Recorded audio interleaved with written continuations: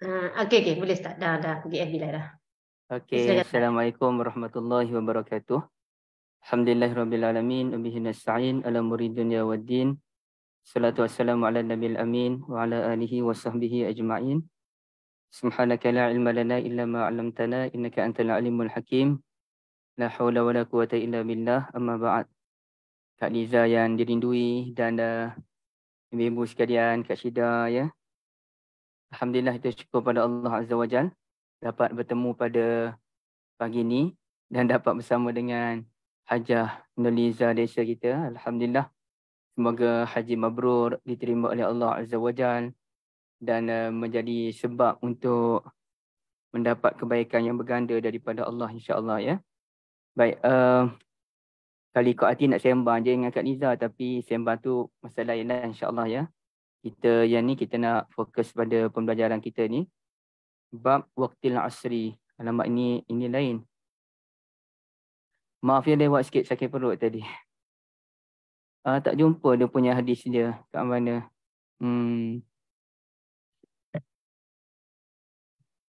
Macam mana nak cari hadis ni? Okey, ada satu cara lagi. Bab Ta'khirul Zuhri ila al-asr. Okey, tajuk yang lepas ya. Pun tak ada juga.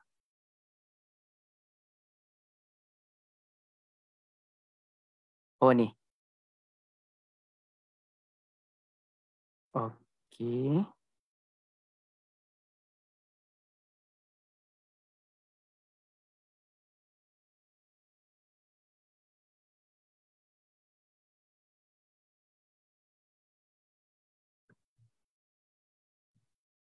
Dah jumpa dah. Bab waqtil asri. Bab waktu salatul asar.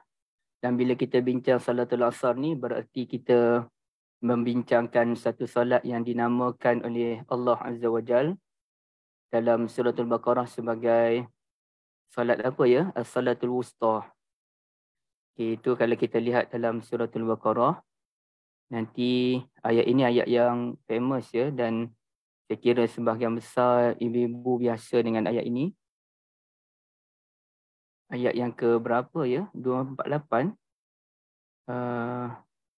Ni 238. Hafizu ala salawati was salatil wusta wa qumu lillahi qanitin. Peliharalah salat dan juga salatul wusta. Kerjakan kerana Allah Azza wa Jalla dengan penuh ketekunan. Dia sebenarnya lebih tepat macam mana nak terjemah ya dalam bahasa Melayu. Wa qumu lillah, kerjakan kerana Allah. Qanitin, sebagai orang yang tekun. Kerana qanitin tu dia kata nama. Jadi kata nama tu lebih tepat sebagai orang yang tekun. Okey. Jadi apakah salatul wusta yang dimaksudkan dalam ayat ini? Iaitu salatul asar. Salatul asar. Itu mengikut pendapat kebanyakan ulama. Ada sebahagian kecil ulama, antaranya ulama mazhab Syafi'i, menyatakan as-salatul wusta merujuk kepada salatul subuh. Namun hujahnya tidak kuat.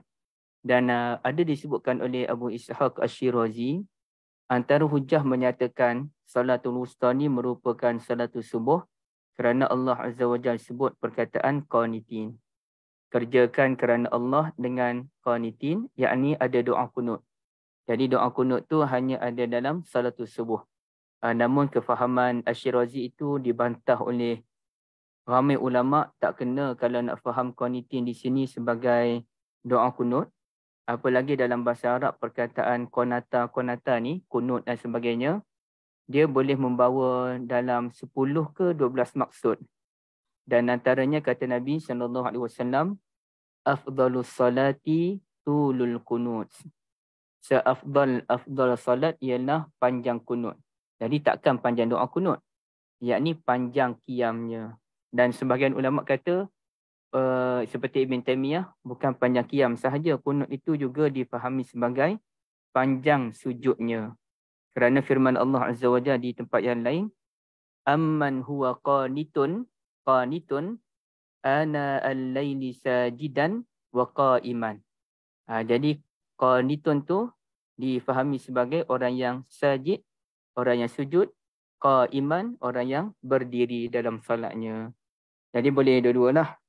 Jadi sekarang ni ibu-ibu yang dirahmati Allah sekalian, mukadimah dulu ya. Manakah yang lebih utama dalam solat 5 waktu ni? Solat apakah yang paling utama? Okey. Jadi sebelum kita pergi ke mana solat yang lebih utama, saya sebagaimana biasalah nak bersembang-sembang dengan ibu-ibu sekalian ya. Jadi barulah namanya ulang kaji bersama-sama.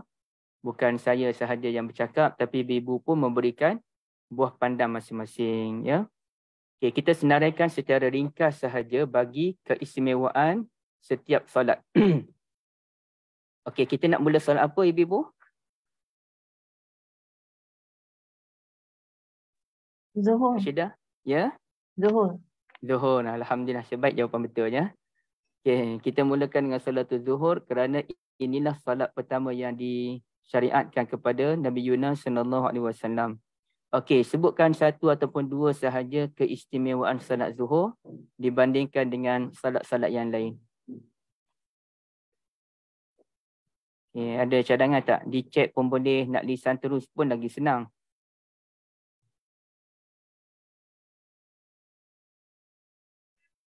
Ibu Khamisah dan lain-lain. Okay, Kak Syida apa Kak Syida? Kerana bermulanya solat itu dengan tertegaknya matahari. Macam mana Kak keistimewaan solat zuhur? Solat kita macam ni nak cakap matahari Matahari tegak. Tak dengar Kak Kasyid. Tak dengar Dengar. lupa ya Ustaz nak cakap apa. Akak sebut tadi tertegak matahari tapi saya tak dapat tangkap apa maksudnya. Solat kita bermula dengan kepaduan solat itu bermula dengan menggunakan terbitnya matahari kan. Tenggelam matahari, terbitnya matahari macam solat subuh, terbit matahari, Terbit matahari subuh Kak? Apa Kak kata? Terbitnya matahari, bukan tenggelamnya terbitnya, bukan. Terbit matahari subuh dah habis Kak? Ya betul Ustaz. Salah tafsir kot. Okey. Betul tak betul? Apa. Tapi akak sebut tadi okey dah tadi. Okey, Kak Anis dah sebut dah. Kelebihan solatul zuhur ialah satu-satunya solat yang ada qabliyah dan juga ba'diyah. Okey. Tapi Kak Syida dah sebut isu matahari dah cantik dah tadi, cuma hujung-hujung tu nak kena lengkapkan ayat dia kan. Jazakumullah khairah. Apa keistimewaan salatul asar dibandingkan dengan salat yang lain? Keistimewaan ataupun keunikan ataupun kepelikan. Maknanya dia ada, orang lain tak ada. Solat asar ke zuhur Ustaz? Solat asar pula. Solat asar ada tasbih, lepas tu ni apa zikir petang. Zikir, dia ada zikir Asar. petang lepas tu. Okey. Lepas tu dia, tapi zikir petang tu, bolehlah kita katakan zikir petang bermula lepas solatul asar. Tapi kalau yang lain, ada lagi tak? Kak Aisyah? Ada rawatib. Tiada rawatib. Tapi saya nak ambil kira lah Kak Liza sebut tadi. Maknanya bermulanya zikir petang. Tiada rawatib. Okay, terima kasih. Apa keunikan solatul maghrib?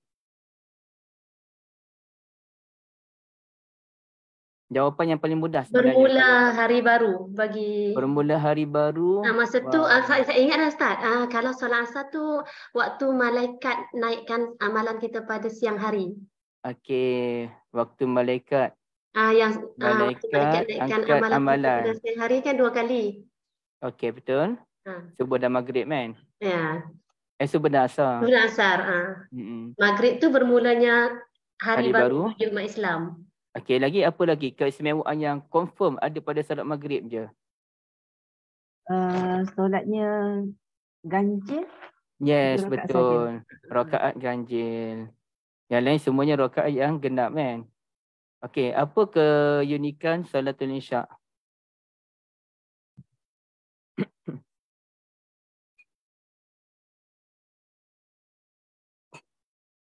Tu solatnya Disebut. lebih, Okey, Syeda. Okey, Kak Syeda dulu. tu solatnya lebih panjang daripada solat-solat yang lain. Waktu yang paling panjang. Satu Sama dengan lagi, jawab Kak Anis. Okey, apa Kak? satu lagi dua solat yang disebutkan oleh Nabi, kalau tak solat tu jadi orang munafik, subuh dan isyak. Boleh jadi munafik kalau meninggalkannya.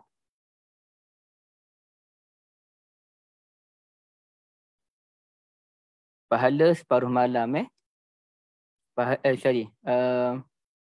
kalau jemaah Kalau solat jemaah dapat akan qiyam buat separuh malam.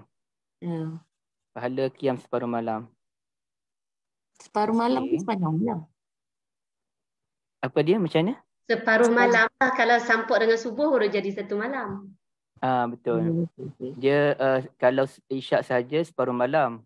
Tapi kalau dia buat subuh pula dia ada dua pendapat. Dan pendapat yang pertama menyatakan kalau salatul isyak separuh malam, kita solat subuh jemaah pula separuh malam lagi. Jadi sepanjang malam lah. Pendapat yang kedua pula menyatakan kalau solat isyak berjemaah dapat pahala separuh malam qiyamul lail. Tapi kalau solat subuh dapat pahala qiyamul lail sepanjang malam. Dia ada khilaf ulama dalam memahami hadis Nabi SAW. Okey, apa pula keunikan salatul subuh? Solat yang paling pendek 2 rakaat sahaja. Okey, pandai Kak Salina. Jawapan yang sangat mudah kan. Solat yang paling pendek. Ada lagi tak? Adanya bacaan kunut. Okey, itu khilaf ulama lah kan. Ada dua kunut tak kunut kan. Ada kita betul tak? Tak ada solat ba'da subuh. Kalau tak ada ba'diyah ni, satu-satunya solat yang tidak ada, yang ada qabliyah, tak ada ba'diyah kan. Okey.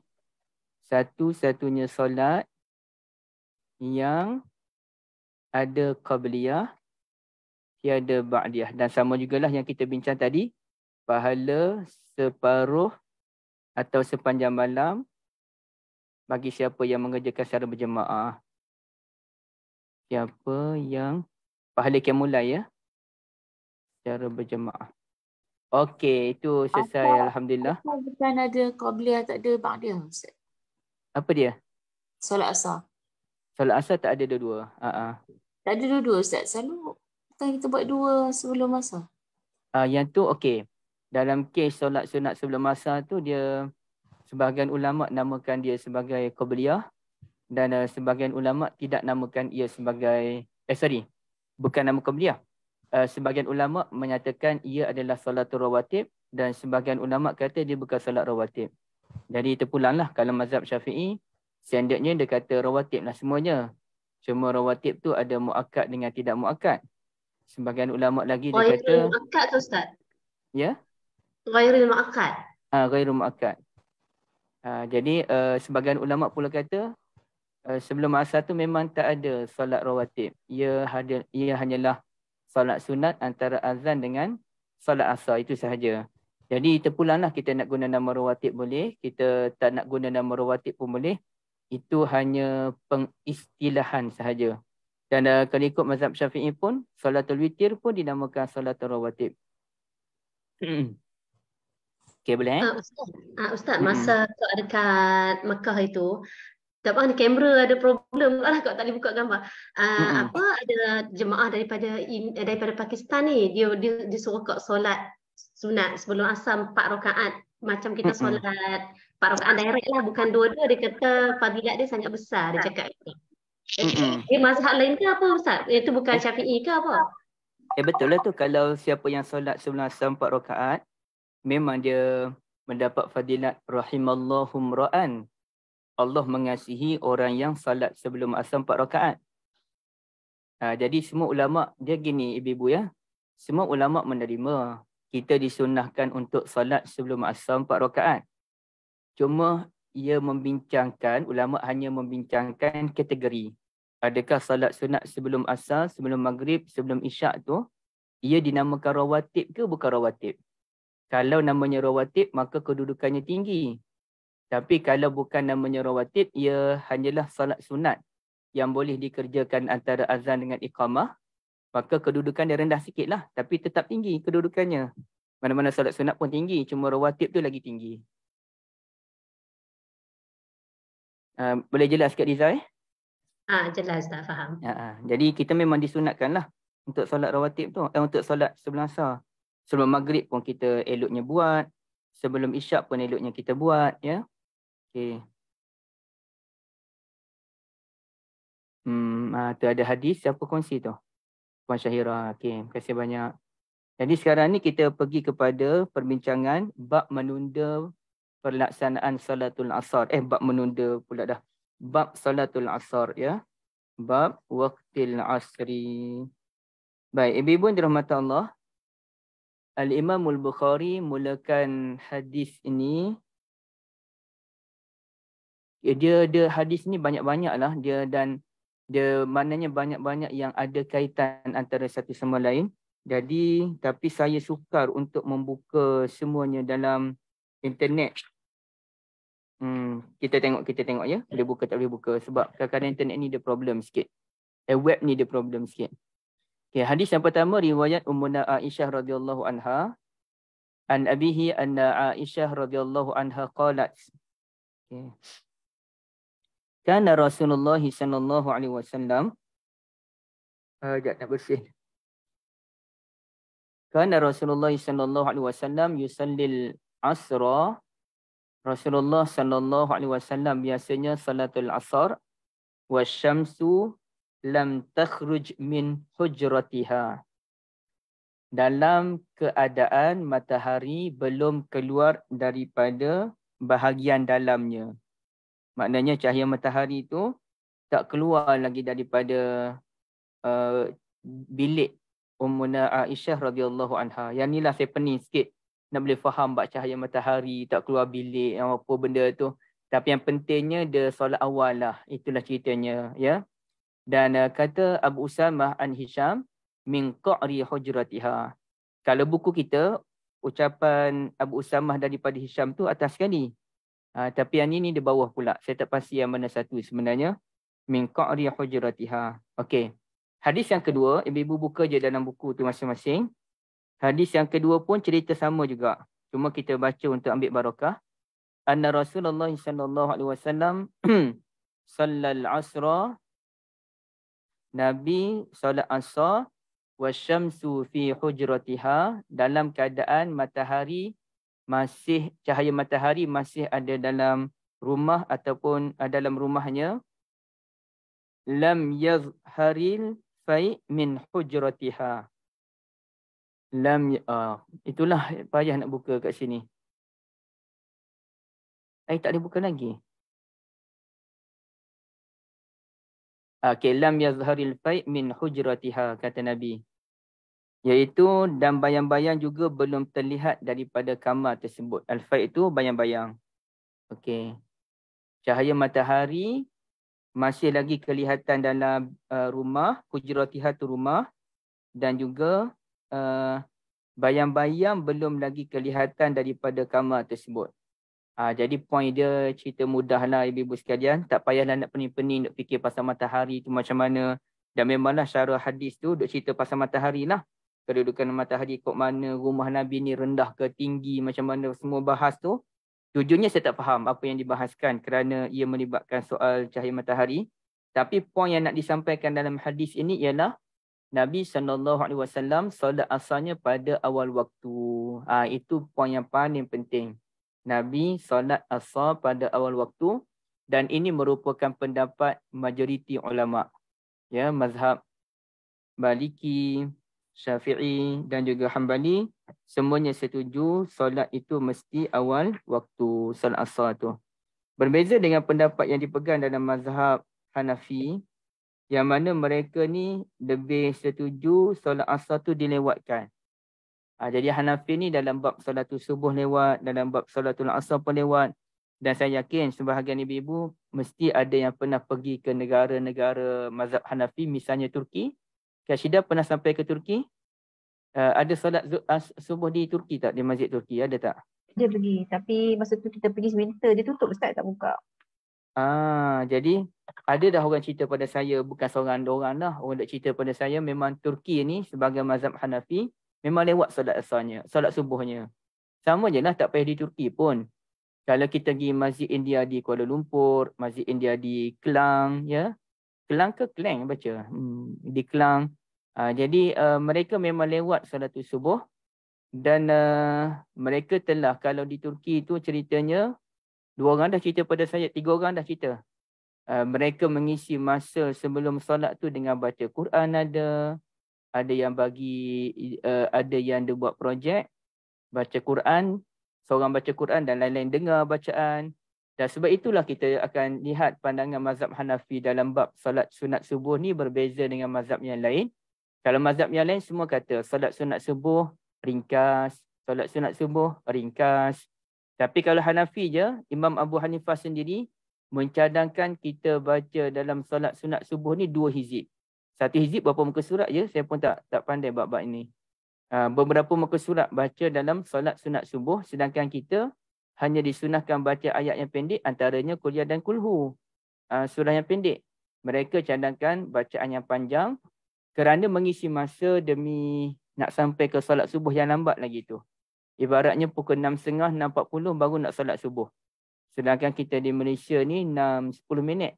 Sekarang ni kalau surau di tempat saya, dalam 6-10 minit baru solat subuh. Mereka mungkinlah dalam 6.40 ke 6.45 ke baru nak mula solat subuh. Jadi memang lewat. Sama juga dengan asar. Mungkin pukul 6 kot baru mereka solat subuh. Solatul asar. Ya. Jadi benda tu dia biasalah tu khilaf ulama dalam memahami hadis Nabi SAW dan kita berlapan dah ada, tak ada masalah pun ya. Tak ada masalah. Baik. Ibu-ibu sekalian, kemudiannya kita lihat pula hadis yang berikutnya. Okay. Hadis ni yang agak panjang sikit. Ada dalam, macam mana saya nak cari ni. Sebab, sabar sekejap ya ibu. Dia web ni dia kena tekan banyak kali. Kadang-kadang dah tekan banyak kali, tiba-tiba dia pergi pusing tempat lain pula. Mungkin maintenance kot. Tak boleh lagi. Okay, belum lagi.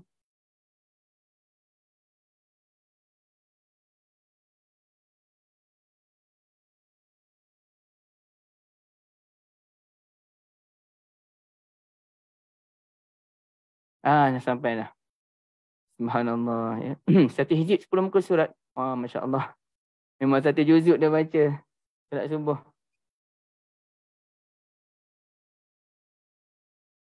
Maaf ya ibu-ibu puasa. Seminar air pula. Baik. Jadi sekarang ni hadis riwayat Abu Barzah Al-Aslami. Ini orang popular lah. Sahabat Nabi antara yang popular. Abu Barzah Al-Aslami. Okey, ibu-ibu sekalian. Siapa guru Bukhari dalam hadis ni? Ingat lagi tak?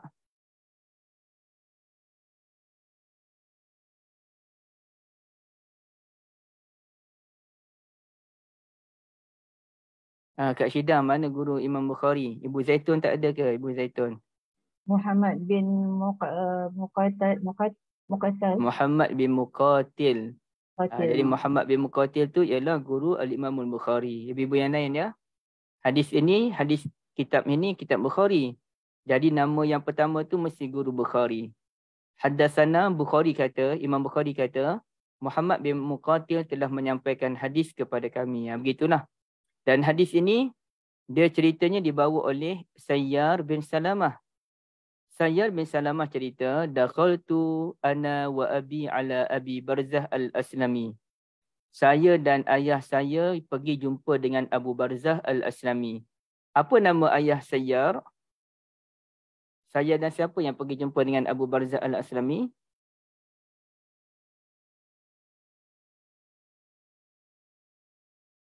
Ibu, Sayyar dan siapa yang pergi jumpa dengan Abu Barzah Al-Aslami? Saya dan Abdullah. Guru Bukhari. Saya dan Abdullah. Abdullah mana kak? Salah. Guru Bukhari tu lah kan? Dengan Apa? guru Bukhari itulah. Dengan guru Imam Bukhari tu. Guru Imam Kan? Bukhari pergi jumpa Abu Barzah. bin Muqatil. Macam mana boleh? Ana wa abi. Dia dengan bapak dia. Okey. Saya dan siapa pergi jumpa Abu Barzah? Bapa dia. Saya nak nama. Oh, nak nama. Mm-mm. Ustaz. Ya? Apa nama? Auf. Macam mana boleh jadi Auf, Kak? Salamah ke Ustaz? Salamah. Ya? Salama. Salamah. Allah Rabbi. Salama. Ibu. Sorry Ustaz. Tak nampak. Ni kan Tadi Sayyar Kak bin Umi buka Salamah. lagi teruk buka hadis sebelum tu. Lagi teruk kita ni. Makin teruk. Sorry Ustaz. Makin teruk ni. Okey, Ini memang jawapan akan ingat. bocor dah ni. Ini memang sangat-sangat bocor jawapannya. Sayyar bin Salamah. Okey. Kata saya dan ayah saya. Ayah dia tu Salamah lah sebab dia Sayyar bin Salamah. Okey. Okey. Okey, faham. Okey, baik. Tapi dia dalam bahasa Arab ni, nama lelaki tu boleh jadi Salamah. Boleh jadi juga Salamah. Macam Ummu Salamah. Jadi itu nama lelaki. Salamah. Dia dalam kaedah bahasa Arab ni, dia kalau muzakkar lelaki, muannas perempuan kan. Muzakkar ni macam nama, apa dia? Nama Muhammad, okey, Usman. Dia tak ada ta marbutah belakang. Kalau yang ada ta marbutah belakang ni muzakkar, muannas. Fatimah, Aisyah, apa-apalah Habibah. Tapi ada nama yang mana dia ni daripada sudut zahirnya dia muannas. Dia ada ta marbutah tapi sebenarnya nama dia lelaki. Contohnya apa? Dia ada ta marbutah tetapi dia sebenarnya lelaki. Salamah. Lagi siapa lagi? Hamzah. Usamah. Dia ada ta marbutah. Ta marbutah biasanya tanda orang perempuan. Tapi Habibah itu nama lelaki. Ya? Habibah perempuan. perempuan Lelaki Habib. Abu Barzah tu lelaki. Okey. Tapi dia ada ta marbutah. Maisarah. Maisarah. Sarah taklah. Sarah tu memang perempuan dah. Maisarah. Okey, baik. Katanya faqala lahu abi. Bapa saya pun bertanyakan kepada Abu Barzah Al-Aslami. Kaifa kana Rasulullah sallallahu alaihi wasallam yusalli al-maktubah? Bagaimana cara Rasulullah sallallahu alaihi wasallam salat fardu? Faqala, beliau pun berkata. Siapa yang berkata ni, ibu-ibu? Faqala, dia pun berkata. Siapa yang berkata? Salamah. Itulah Ustaz. Ayahku bertanya kepadanya. Ayahku bertanya kepadanya bagaimana kepada cara Abu Barzah Al-Aslami. Jadi faqala tu siapa, Kak? Abu Barzah Al-Aslami. Okey. Abu Barzah lah sebab dia tanya Abu Barzah tadi kan. Faqala radhiyallahu an kana yusallil hajira allati tad'unaha al-ula hina tadhhadu syams payahnya nak sebut hina tadhhadu syams. Nabi SAW solat hajir. Hajir ni panas. Iaitu salatul zuhur. Yang kalian sebut sebagai salatul ula. Okey, nampak ibu-ibu? Cuba tengok ni betul-betul. Nabi SAW solat hajir. Hajir ni panas. Allati tad'unaha al-ula. Yang kamu semua duk panggil salatul ula. Zuhur tu namanya salatul ula. Iaitu solat pertama. Bukannya solat subuh, solat yang pertama. Bukannya maghrib, solat yang pertama. Salatul az-zuhur. Bila Nabi SAW salatul zuhur, hina tadhhadu syams. Ketika matahari sudah tergelincir. Okey, satu. Yang kedua, okey, yang utamanya solat asar tu yang kita nak bincangkan. Wa yusallil asra thumma yarji'u ahaduna ila rahlihi fi aqsal madinati wasyamsu hayyah. Dan Nabi SAW salatul asar, lepas habis salatul asar di masjid Nabi itu, kemudiannya ada salah seorang daripada kami balik ke rumah dia yang berada di hujung Madinah Bila dia sampai ke rumah dia di hujung Madinah tu, matahari masih lagi cerah. Apa maksud dia? Okey, apa maksudnya ibu? Nabi solat asar. Lepas habis solat asar tu di masjid Nabi, ada seorang sahabat Nabi tu dia balik ke hujung Madinah, hujung kota. Jauh juga tu, hujung kota tu berapa km tu kan. Tak tahulah berapa km, tapi hujung kota, bila dia sampai ke rumah dia tu, mungkin dia balik naik unta ke apa, Wallahualam. Bila sampai di rumah dia, matahari panas lagi. Apa maksudnya? Maknanya Nabi solat di awal waktu, Ustaz. Maksudnya Nabi SAW solat pada awal waktu, panas lagi. Okay. Kalau balik-balik tu dah gelap dah, maknanya Nabi solat lewat. Tapi bila Nabi solat awal, balik rumah panas lagi, itulah. Wa nasitu ma qala fil maghrib, dan saya lupa. Saya tu siapa? Saya Sayyar. Saya sebut saya lupalah apa komentar Abu Barzah Al-Asyami tentang salatul maghrib. Wa kana yastahibbu an yuakhkhira al-isha allati tad'unaha al-atamah. Dan Nabi SAW suka untuk melewatkan salatul isya yang kamu biasanya panggil waktu lewat tu sebagai waktu atamah. Okey, artinya kalau solat isyak tu dikerjakan pada pukul 9 malam, namanya salatul isyak. Kalau dikerjakan pada pukul 9 suku malam, masih lagi namanya salatul isyak. Tapi kalau dikerjakan dalam pukul 9.30 ke, 9.45 ke, pukul 10 ke, waktu Malaysia lah. Ini contoh waktu Malaysia ya. Bukan waktu di sana. Di sana saya lupa dah, isyak pukul berapa Kak? Lebih kurang?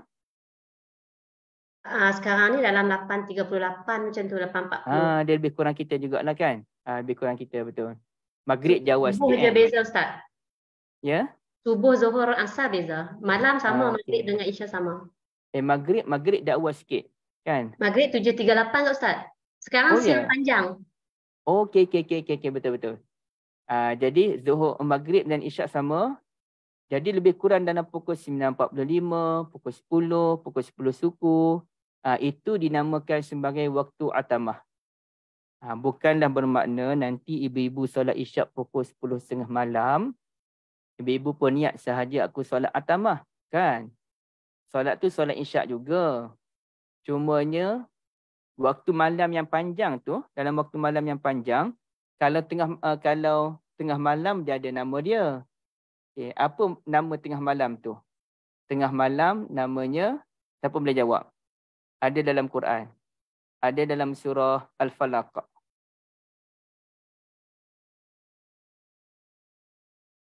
Min syarri ghasikin idza waqab.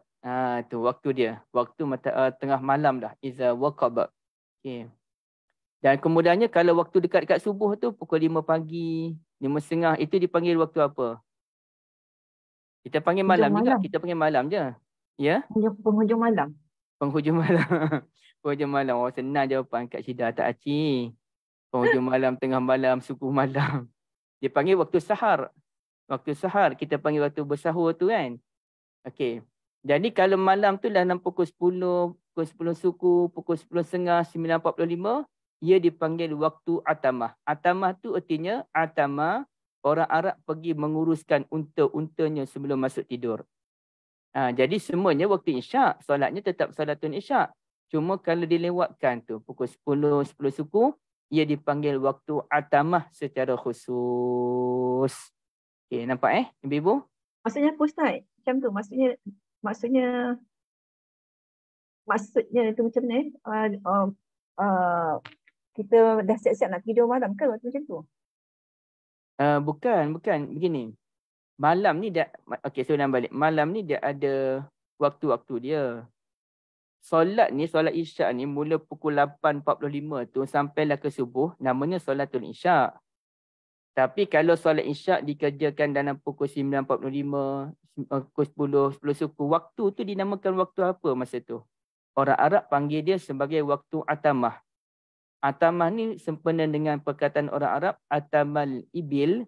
Orang Arab menguruskan unta pada masa tersebut sebelum mereka masuk tidur. Jadi artinya dilewatkan waktu tu, waktu lewat malam je lah. Okay. 10 tu kiranya waktu lewat lah untuk solat isyak. Bukan waktu lewat malam. Waktu lewat untuk solatul isyak. Jadi kalau solat isyak dikerjakan pada pukul 9.45, pukul 10, ia dinamakan solat isyak pada waktu atamah. Itu maksudnya. Sebab itu dia kata, dan Rasulullah SAW suka melewatkan solat isyak ke waktu atamah. Okay. Tapi realitinya Nabi tak buat begitu. Realitinya Nabi SAW jarang sekali solat isyak tu lambat kerana kebanyakan sahabat tak mampu nak bertahan lama. Tak kata sahabat, kita semua pun tak mampu nak solat isyak berjemaah di masjid pada pukul 9.45 malam. Ini bukan solat sendirian, ini solat berjemaah. Okey. Boleh Kak Syidan jelas Nah, cuma lagi kan signifikannya simbolik pada kenapa kita kenapa waktu tu macam waktu unta nak jelas untuk kita berkemas-kemas untuk siapkan unta dan kita solat pada waktu tu. Signifikannya maksudnya kenapa pada waktu tu digunakan untuk menerangkan waktu solat isyak tu lewat. Saya tak faham Kak. Tak bersiap-siap. Maksud kita berkemas-kemas untuk unta tu, simpan-simpan unta masuk kandang semua.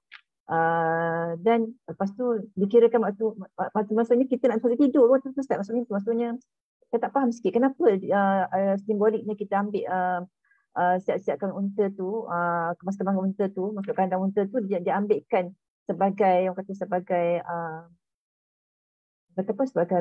sebagai orang kata sebagai menegaskan yang yang lewat solat isyak tu. Masuk Syida macam mana? Ya Ustaz, apa yang Kak faham daripada ayat ni, yang ni dianjurkan oleh Abu Barzah. Abu Barzah dia kata dia menganjurkan ditundakan solat isyak, bukan Nabi buat. Bunyi bising, siapa tu? Bunyi bising. Okey dah. Tak daripada ayat ni yang Kak faham tu beliau menganjurkan ditunda solat isyak, bukan Nabi yang suruh kan? Memang Nabi pun macam tu. Beliau cerita pasal Nabi ni. Tapi yang cakap ni Nabi lah. Abu Barzah yang cakap. Abu Barzah yang cakap. Tapi Abu Barzah kata Nabi suka melewatkan solatul isyak. Bahkan yastahibbu, dan Nabi SAW suka melewatkan solatul isyak ke waktu atamah. Okey. Maknanya Nabi buat ke Ustaz? Nabi memang Nabi begitulah. Beliau menganjurkan tu, beliau tu merujuk kalau kepada Nabi solat jemaah je sahabat tak sanggup nak buat, Nabi diawalkan. Macam tu. Sebab itu saya katakan Nabi suka untuk lewatkan solatul isyak. Dan Nabi pun sebut laula an asyqa ala ummati la amartuhum bi ta'khiril isyak. Kalau tidak menyusahkan umat aku nak suruh mereka lewatkan solatul isyak. Tapi secara praktikalnya Nabi tak buat begitu. Ada sekali 2 kali je Nabi lewatkan solatul isyak. Kerana sahabat Nabi, dan bukan sahabat Nabi saja, kita semua tak mampu nak lewatkan solatul isyak dengan cara berjemaah di masjid. Kalau lewat solat isyak kita seorang-seorang di rumah, semua orang mampu. Tapi nak pergi masjid pukul 9.45 malam tu solat isyak tu, itu yang berat. Okey. Dan Kak Syida lupakan pasal unta tu. Saya nak cerita, waktu tu orang Arab, bila malam tu, macam kita ni waktu maghrib, pergi uruskan lembu-lembu masuk dalam kandang masing-masing. Orang Arab ni dia uruskan unta tu dalam pukul 10 malam. Dan waktu mereka menguruskan unta tu dinamakan dalam bahasa Arab atamal ibil, menguruskan unta. Oleh kerana orang Arab menguruskan unta dalam pukul 10 malam, maka orang-orang Arab pun kata ini waktu atamah, waktu menguruskan unta. Tapi jangan kaitkan unta tu cerita benda lain. Ceritanya kenapa waktu itu dinamakan atamah. Okey, nampak Kak? Boleh? Okay. Faham Ustaz, faham. Dia sama contohlah kita kata main bola. Pukul apa main bola? Pukul 5.30. Okey, 5.30 tu main bola. Maka kita pun buat ayat. Abrar suka solat asar pada waktu orang main bola. Jangan kaitkan isu orang main bola tu. Isunya pukul 5.30 petang tu. 5.30 petang tu orang pergi main bola. Masa itulah dia sibuk solat asarnya. Okey, faham. Terima kasih Ustaz. Alhamdulillah. Pening saya nak jawab. Saja je, jangan marah-marah ya. Okey, baik. Jadi kemudiannya wa kana yakrahun nauma qablaha. Nabi SAW tak suka tidur sebelum solatul isyak. Bukan Nabi tak suka saja. Nabi memakruhkan Ataupun Nabi memang tak suka orang lain tidur sebelum solatul isya wal hadis ba'daha, dan sembang-sembang selepas solatul isya. Jadi maknanya lepas solatul isya tu dia ada perbahasan tidak ada sembang-sembang selepas solatul isya, yakni sembang yang lara. Tapi kalau mesyuarat, perbualan dengan keluarga, dengan suami dan isteri, dengan anak-anak, itu tak ada masalah. Tapi Nabi tak suka benda-benda demikian. Artinya kalau Nabi memang tidur awal lah lepas isyak. Balik rumah duduk sekejap, Nabi memang tidur. Dan Nabi memang bangun sangat-sangat awal. Mungkin pukul 2 pagi tu dah bangun dah. Waktu Malaysia. Waktu negara Arab tu mungkin pukul 12 malam lagi dah kot. Nabi dah bangun dan untuk solatul tahajud. Memang logiknya Nabi solat tahajud tu 3-4 jam lah logiknya. Tetapi mungkin lebih lagi, wallahualam. Okay. Kalau sejam tu mustahil. 2 jam pun mustahil. Dia mesti jadi 3 ke 5 jam ataupun lebih lagi, wallahualam. Okay. Wa kana yanfaditu, dan Nabi SAW yang fatilu min salatil ghadah hina ya'rifu ar-rajulu jalisahu wa yaqra'u bi-sittina ilal mi'ah. Nabi SAW biasanya selesai salatul subuh dalam keadaan orang ni dah kenal dah muka orang sebelah. Artinya Nabi pergi salatul subuh ni gelap, tak kenal sesiapa pun waktu subuh tu gelap. Zaman dulu tak ada lampu. Tapi habis saja bagi salam, ibaratnya kalau Kak Syida duduk sebelah dengan Ibu Asmah, Kak Syida kenal dah, ini Ibu Asmah ni. Duduk sebelah Ibu Asmah tu, Cam ni Liza ni. Tapi jauh-jauh sikit tak nampak kerana gelap. Orang sebelah-sebelah ni kita nampak mukanya. Artinya dah cerah sedikit. Itu waktu Nabi SAW tamat salatul subuh. Dan biasanya Nabi membaca 60 hingga 100 ayat dalam salatul subuh. Artinya lebih kurang dalam 10 muka surat dalam kedua-dua rakaat. 10 muka surat yang bukan 10 ayat. Kemudiannya kita tengok lagi hadis. Okey, ada soalan lagi tak sebelum kita pindah?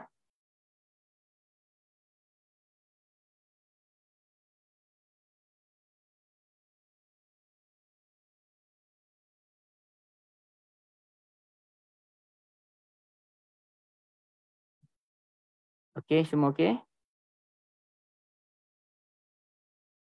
Ini hadis riwayat Abdullah bin Umar. Okey, ibu sekalian, siapa nama murid kepada Nafi'? Murid kepada Nafi'. Siapa? Yusuf. Yusuf. Malik. Naam. Malik an-Nafi'. Naam. Jadi Malik tu murid kepada Nafi'. Malik ni siapa? Bapa Malik Anas. ialah Imam Malik. Imam Bukan Malik. Bapa Anas tak, ni kat bawah ni ada tulis dari Anas bin Malik. Bukanlah orang lain lah. Anas bin Malik? Mana? Kat mana Anas bin Malik? Mana ni kau baca hadis Rina pasal? Bukan lah. Tak, bukan. Yang ni bukan Abu bin Salamah. Ya Allah ya Karim, patutlah.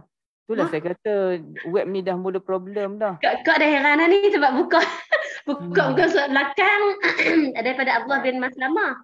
Okay, sorry. Dia punya dah problem dah web ni. Macam mana lah ni? Astagfirullahaladzim. Okay, tapi kalau kita tak tengok, nanti kita pening pula kan? Sebab ada yang tak ada buku. Okay, so saya cari dulu hadis dia. Kunna nusallil asar.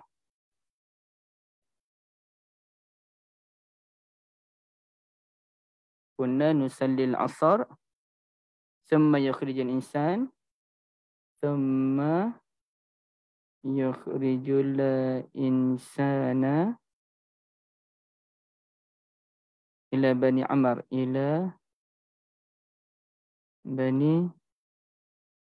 Dia kenapa dia memang, saya rasa dia memang masalah maintenance web ni. Mahal kan, web ni mahal. Dia punya maintenance dia. Tapi lebih baik daripada Bank Islam lagi setakat ni. Okey, baik ibu-ibu sekalian ya.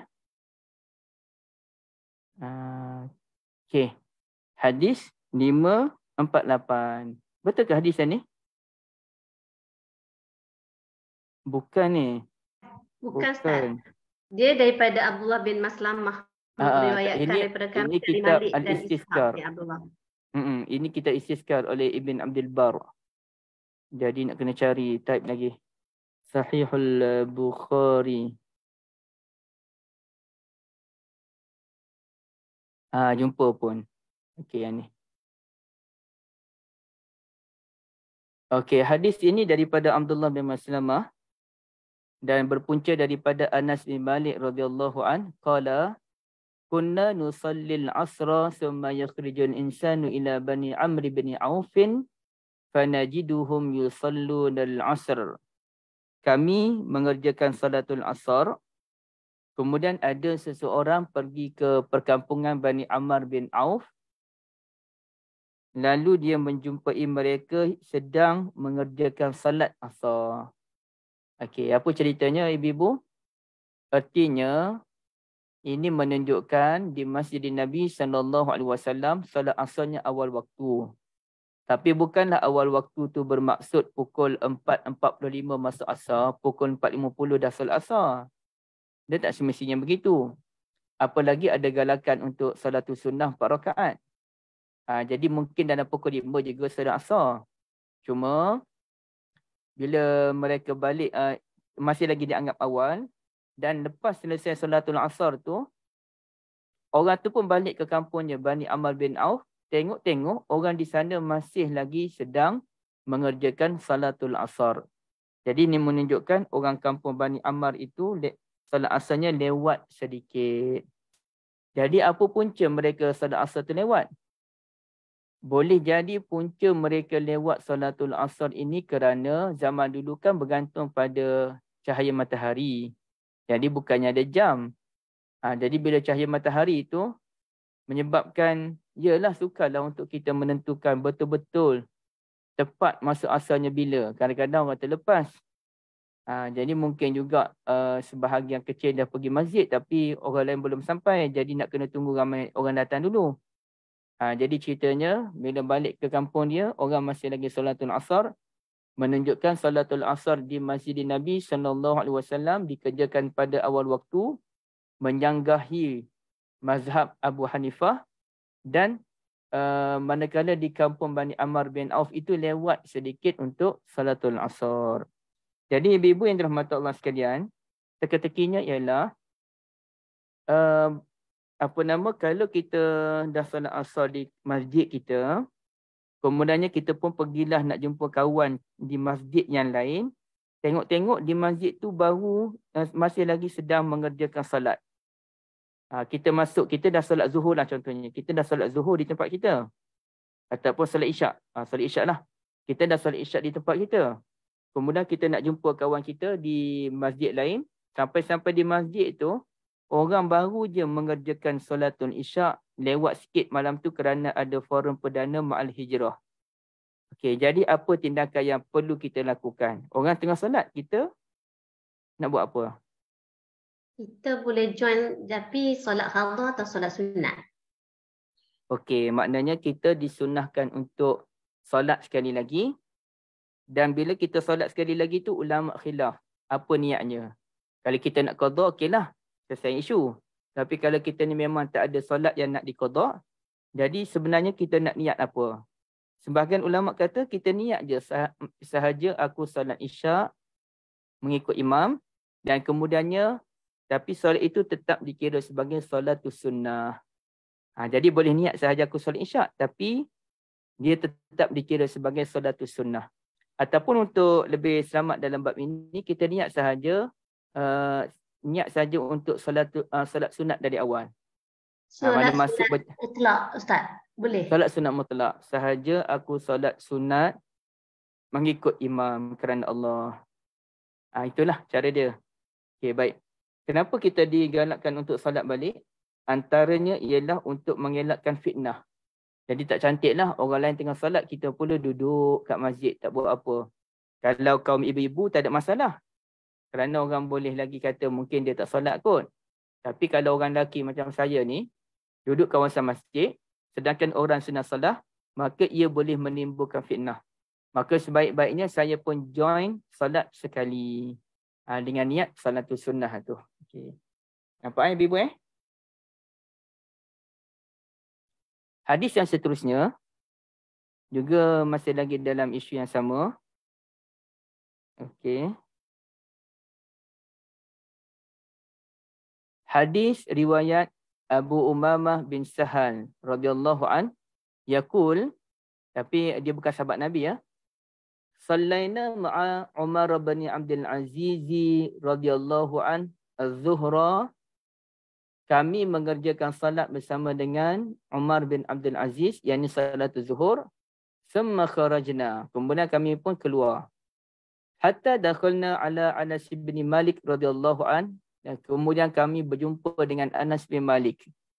Jadi Anas bin Malik ni umur beliau panjang. Beliau sempat dengan zaman Umar bin Abdul Aziz jadi gubernur di Madinah. Bukan jadi khalifah ya. Jadi khalifah tu tak sempat lah. Ingat saya memang tak sempat. Yang dia sempatnya Umar jadi gubernur di Madinah. Kalau tak silap saya, ya. Masa jadi khalifah tu tak ada dekat Anas bin Malik. Nanti kita tengok balik. Fa wajadnahu yusalli al-'asr. Kami dapati Anas bin Malik sedang solat, yakni solatul asar. Jadi pelik. Kami baru je solat zuhur. Pergi jumpa dengan Anas, Anas tengah solat. Solat apa ni? Fakultu ya ammi. Ma hadhi salatil lati sallaita. Wahai pakcik, solat apa yang pakcik buat sekarang ni? Maka Anas pun kata, al-asr. Wa hadhi salatu Rasulillah sallallahu alaihi wasallam allati kunna nusalli ma'ah. Inilah salat asar. Inilah salat yang dikerjakan oleh Nabi, yang mana kami buat sekali dengan Nabi dulu. Jadi ceritanya kerana macam mana mereka boleh keliru apa yang Anas buat. Okay, satunya waktu masa tu tak ada jam, itu selesai lah. Yang keduanya kerana mereka solat zuhur lewat lagi tu.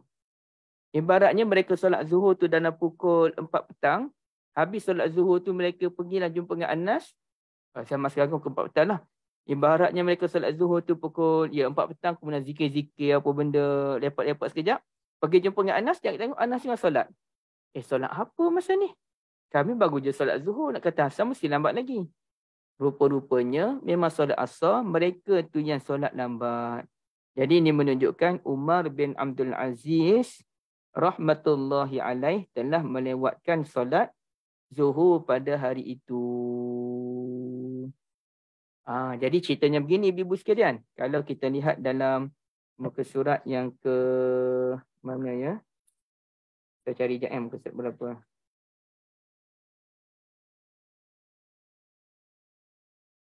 Okey, ibu-ibu buka muka surat 115. Okey, buka muka surat 115 bagi siapa yang ada buku ya.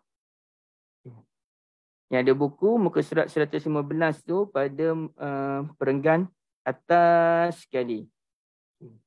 Perenggan atas sekali.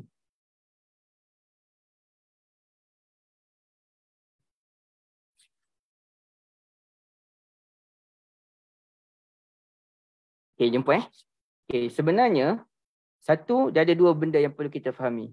2-3 benda lah. Satu, masa tu tradisi Khalifah Bani Umayyah, mereka memang melewatkan solat zuhur sehingga ke akhir waktu. Itu perangai geng-geng Khalifah Bani Umayyah. Lewat solat zuhur sehingga ke akhir waktu. Okey, satu. Jadi Umar bin Abdul Aziz ini dia mengikut tradisi Khalifah pada zaman dia tu. Yang kedua, Urwah bin Az-Zubair pernah menegur Umar bin Abdul Aziz, kalau ibu-ibu masih ingat dalam hadis-hadis sebelum ni, ataupun hadis sebelum ni yang lain ya, saya lupa dah. Tapi Urwah pernah tegur Umar yang telah melewatkan salatul asar. Urwah tegur Umar yang melewatkan salatul asar. Okey, itu perkara yang kedua. Tapi hasil daripada teguran Urwah bin Az-Zubair, Urwah ni salah seorang faqih di Madinah, 7 faqih di Madinah. Beliau ialah cicit Abu Bakar, Urwah bin Az-Zubair. ataupun Urwah bin Asma binti Abi Bakar.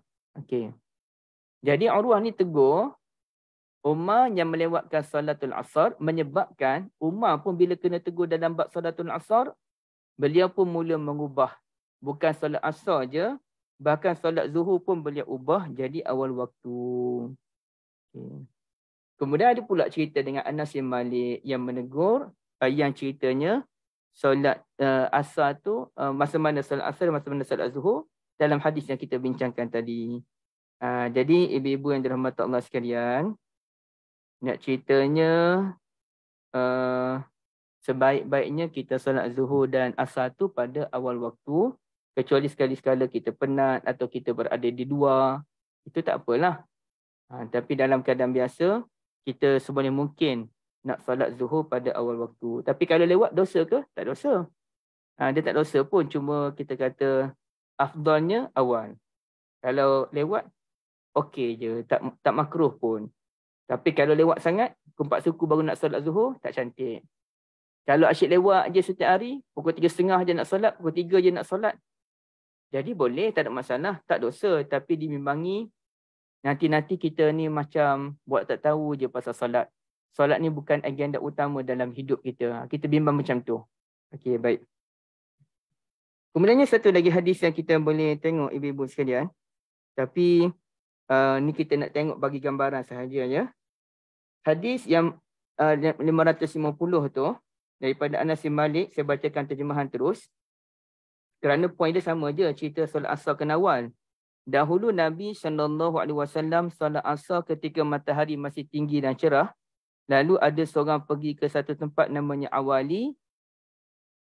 Bila sampai di sana tu, matahari tetap lagi tinggi. Sedangkan jarak Awali dengan Madinah tu 4 mil. 4 mil tu berapa kilometer ya, saya lupa dah. Artinya, lepas salat asar dengan Nabi, pergi ke satu tempat beberapa kilometer, pun cerah lagi matahari. Menunjukkan Nabi SAW salatul asar tu pada awal waktu. Okay, wallahu a'lam. Ada apa-apa soalan, ibu?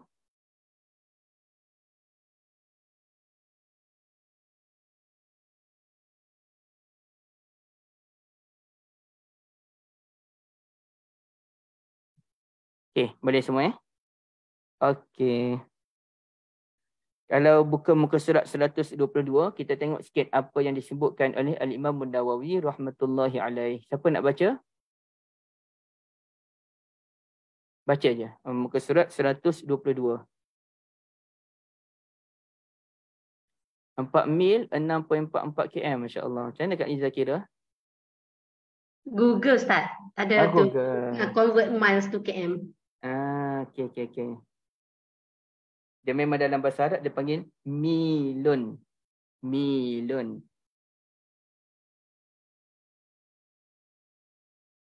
Okey, sila baca Kak Liza. Muka surat apa Ustaz? 122? 122. Yang An-Nawawi berkata tu? An-Nawawi berkata, hadis ini mengandungi anjuran agar menyegerakan salat asar pada awal waktunya. Sebab mungkin saja seseorang pergi setelah salat asar ke tempat yang jaraknya 2 mil atau lebih sementara cahaya matahari belum berubah. Hadis ini juga menjadi dalil yang dipegang oleh jumhur ulama bahawa awal waktu salat asar adalah ketika bayangan suatu benda sudah sepanjang benda tersebut. Pendapat ini berbeza dengan pendapat yang dipegang oleh Abu Hanifah dan hal ini telah dijelaskan pada bab sebelumnya. Okey. Jadi Imam Abu Hanifah dia tunggu bayang-bayang tu 2 kali ganda daripada badan kita sendiri. Kita ni bayang-bayang tu sama panjangnya kita. Okey. Itulah perbezaan dia. Sekarang ni masuk dalam bab yang baru, iaitu bab ismi man fatathul asra. Bab ismu man fatathul asra, hadis 527 tu kan. Oh, tapi bukan yang ini. Ini ke depan sikit. Aduh.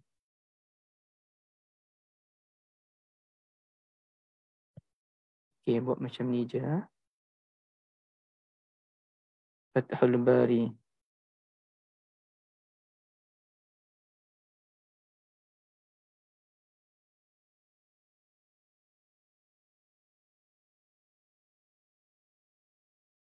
Betul ke hadis ni? Bukan. Sama yang tadi. Ini Ibn Rajab. Bolehlah Ibn Rajab. Bab ismu man fatatul asr. Bab dosa sesiapa yang meninggalkan salatul asar. Ada ke orang tinggal salat asar, ibu-ibu sekalian? Bukan ibu-ibu lah. Orang tu memang ada. Tapi bukan ibu-ibu. Jadi kita pun rasa pelik macam mana orang boleh tinggal solat ya. Sedangkan solat ini, Allahu Akbar, benda yang mesti dibuat. Dan sebahagian ulama seperti Hambali menghukum kafir bagi siapa yang tidak solat. Kafir terus. Okay. Dan solat ini dia tak boleh diganti masalahnya. Kalau orang tu dia tak pergi haji sepanjang hidup dia, anak-anak beranak dia boleh buat badal haji. Okey. Kalau orang tu dia tak berpuasa, dia tak sempat nak ganti puasa. Dan puasa ni kita maklum ya. Kalau dia memang orang yang sakit, kita tak perlu ganti puasa dia lah. Dia hanya bayar fidyah. Kalau orang tu dia memang macam mana ya, orang yang sakit, orang yang tua, tidak berdaya. Dah tua sangat dah, kita tanya dia, makcik boleh puasa ke? Tak boleh dah, aku tak larat dah nak puasa. Umur 89 dah umurnya. Jadi dia sendiri kata dia tak larat dan kita tak tahu betul tak betul. Tapi dia kata dia tak larat. Jadi kita peganglah dia tak larat. Okey, jadi kita hanya perlu bayar fidyah. Tapi saya dapat soalan, ibu-ibu sekalian. Jadi saya pun, alamak, saya harap yang bertanya tu bukan dia lah, dia bertanya bagi pihak orang lain. Jadi dia tanya, perlu ke ganti puasa yang dia tinggal dulu-dulu, zaman muda dulu? Perlu ganti puasa ke ataupun perbanyakkan puasa sunat? Jadi saya agak terkedu dengan soalan ini kerana kalau dalam kes solat, ya kes solat tu majoriti ulama kata kena qada solat yang sengaja ditinggalkan. Tetapi kurang-kurang ada minoriti ulama dan kemudiannya disokong oleh ramai ulama pada masa sekarang bahawa solat yang sengaja ditinggalkan tidak boleh diqada atau tidak perlu diqada. Kalau banyak ke sikit ke tak kira lah. Kita hanya perlu memperbanyakkan solatul sunnah. Tapi dalam bab puasa tak ada. Dalam bab puasa, walaupun kita sengaja meninggalkannya, sengaja ke tak sengaja, kita wajib ganti puasa. Tak boleh kita nak guna cara solat. Tak apalah, saya tak larat dan nak puasa. Qada ni banyak sangat. Saya nak ni je, nak banyakkan puasa sunat je. Tak boleh, ibu sekalian.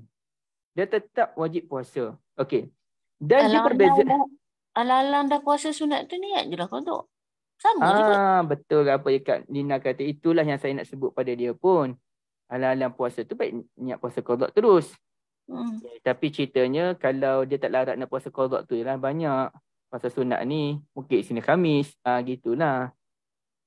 Yelah, tapi puasa je lah kan Isnin Khamis tu niat je lah qada. Takat mana dia boleh ganti sebab Betul dia nak Kak, betul Kak. Saya setuju apa yang Kak sebutkan tu.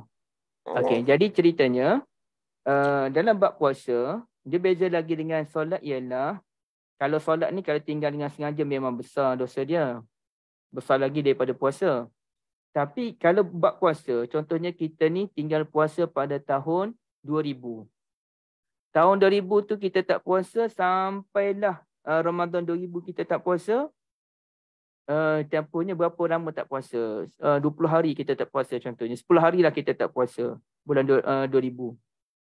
Bila dah masuk 2001, kita belum ganti lagi 10 hari, kita kena bayar fidyah. Puasa 10 hari itu tetap ada, tapi fidyah pula kena bayar. Okey. Kemudiannya 2001 tu kita tak puasa lagi 10 hari. 2000 tak puasa 10 hari. 2001 tak puasa 10 hari. Dah 20 hari dah tak puasa. Kemudiannya yang 2001 tu kita tak bayar juga sampai 2002. Kena bayar fidyah lagi. Fidyah yang lepas kena bayar. Fidyah yang baru pula kena bayar. Jadi daripada 10 cupak beras dah jadi 20 cupak beras. Bayangkanlah kalau benda tu dah berlalu selama 20 tahun. Berapa banyak cupak tu nak kena bayar tu? 30 cupak. Banyak ya ibu-ibu sekalian. Tak boleh nak bayar berapa puluh cupak. Berapa ratus cupak tu nak kena bayar tu. Mujurnya beras ni, satu cupak tu dalam RM2 lebih ke RM3 je. Tapi kalau RM3, katakanlah ada 50 cupak. RM30, 50, dah RM1,500. Belum kira lagi qada puasa. Jadi qada puasa tak boleh main-main. Ya? kerana kita wajib juga qada puasa. Tak boleh digantikan dengan puasa sunat. Okey, itu beza dia. Okey, baik. Jadi dalam kes solat ni, orang yang tinggalkan solat memang sebahagian ulama hukum kafir bagi siapa yang tak solat. Dan ulama kata kita tak panggil dia kafir di dunia. Itu kerja Tuhan. Itu tak boleh. Kerja kafir-kafir ni kerja Tuhan je. Manusia tak boleh. Kalau dia mati pun kita tetap uruskan jenazah dia macam orang Islam. Selagi mana IC-nya orang Islam. Cuma hukum di sisi Allah. Ulama kata hukum di sisi Allah, siapa yang sengaja meninggalkan solat kafir. Okay. Bagi mazhab Syafi'i dan jumhur ulama, dia taklah kafir, tapi dia dianggap sebagai dosa yang terlalu besar. Dan kafir itu artinya kufur nikmat, kata Imam Syafi'i. Orang tinggal solat dengan sengaja ni kufrun nikmah, kufrul ihsan. Okey. Sekarang ni dosa orang meninggalkan solat. Biasa tak ibu-ibu dengar cerita tentang dosa-dosa meninggalkan solat? Dosa-dosa. Kita tengok macam mana dosa meninggalkan solat meruntuhkan. Ya. Ustaz mengajar kat universiti tu, budak-budak tak solat ni berlabak, Ustaz. Betul lah, Kak. Itu memang kita tak boleh kata apa lah. Memang sebenarnya ramai je orang yang tak peduli tentang solat sebenarnya. Salat Jumaat pun orang relax je tinggal. Yelah, yang kalau mungkin ibu-ibu lah. Kelas akak kan pukul 12 sampai pukul 3. Lepas tu, dia orang ada kelas lagi pukul 3 sampai pukul 6. Lepas tu bila back to back tanya, bagi break lah. Okey, tak apa, kita habis kelawar sikit. Siapa yang nak pergi solat dulu. Kan kita turun bawah, dia tengah makan. Awak tak pergi solat je. Tak sempat nak solat. Sekejap lagi masuk kelas. Ya Allah, sabar je lah. Betul. Memang ada orang tak peduli. Antaranya sebab kerja pun ada juga. Sebab kerja pagi, bekerja sana, bekerja sini. Tinggal solat subuh. Tak ada tu. Solat Jumaat yang orang menjual kat pasar ni. Jumaat tu, saya pun pernah tanya macam mana solat Jumaat. Kata tu lah kadang-kadang tinggal juga sebab tak ada orang nak jaga kedai. Oh, macam tu pula. Tak ada orang nak jaga gerai dia. Bahaya, dosa besar sebenarnya. Ada yang macam tak apa, tiga kali. Kali ketiga 3 kali. Pertama kedua tak macam tu. Tak boleh, dosa besar. Astagfirullahaladzim. Terima kasih banyak Selina atas kongsian tu. Dan kita tengok ya, dosa meninggalkan salat ni, salat subuh kalau kita tinggal dimasukkan ke dalam neraka selama 30 tahun. Siapa tinggal salatul zuhur seperti membunuh 1000 orang umat Islam. Siapa yang tinggal salatul asar seperti meruntuhkan Kaabah. Siapa yang tinggal salat maghrib seperti berzina dengan ibu bapa sendiri. Dan siapa yang tinggal salatul isya, Allah tak reda. Allah Azza wa Jalla tak reda tinggal di buminya, makan dan minum rezekinya. Okay. Jadi ini cerita yang masyhur lah tentang meninggalkan solat. Jadi ini tak tahu datang dari mana ibu-ibu sekalian. Terus tak pun nak tanya. Ni dah tamatnya. Bukan saya sokong ni Kak Lina. Ya, bukan saya sokong. Ini maklumat yang entah datang daripada mana, kita tak setujulah. Sampai dosa runtuh Kaabah bagai ni mengarut sangat dah ni. Berzina dengan ibu bapa tu tahan tu. Aduh. Mengarut sangat lah. Tapi dosa yang paling ringan, dosa apa dia yang paling ringan? Meninggalkan solat apa? Subuh. Mana Kak Syida? Kak Syida? Ada. Ada. Oh ada. Takut Kak Syida marah dengan saya dah lari tu. Kak Syida, mana dosa yang paling ringan dalam 5 ni? Kalau ikut yang ni lah, ikut maklumat mengarut ni. Rasanya soal isyak kot. Isyak kot. Isyak tu Allah tak redha tu dahsyat tu. Allah tak redha. Subuh lah tu. 30 Subuh tahun. lah paling ringan. 30 tahun tu ringan ya Allah. 30 tahun je. Yang dosa bunuh 1000 tu, berapa ratus, berapa ribu tahun tu. Meruntuhkan Kaabah tu besar sangat tu. Tak masuk syurga dah. Yang tinggal solat subuh paling ringan. Yes, tak ada bertakbat apa rujukan ni saja. Na'udzubillah min zalik. Jangan percaya rujukan ni. Ni rujukan kita yang sahih ni. Nabi SAW kata, siapa yang tinggal salat asar ni macam mana? Allazi tafutuhu salatul asri faka'annama wutira ahlahu wa malahu. Siapa yang meninggalkan salatul asar, seakan-akan dia kehilangan keluarga dan juga harta dia. Artinya kalau ikut kata Ustaz Saifuddin dulu pada saya, artinya mungkinlah, bukan Ustaz Saifuddin tulis dulu, mungkinlah maksudnya orang yang berniaga sama ni, orang yang bukan orang berniaga mana-mana ni, orang yang berniaga akan mengalami kerugian sekiranya mereka tidak menjaga salatul asar. Seakan-akan kehilangan keluarga dan juga harta. Dan mungkin keluarga tu pun tak bahagia kalau suami isteri ataupun salah seorang daripada mereka tidak mempedulikan tentang salatul asar terutamanya.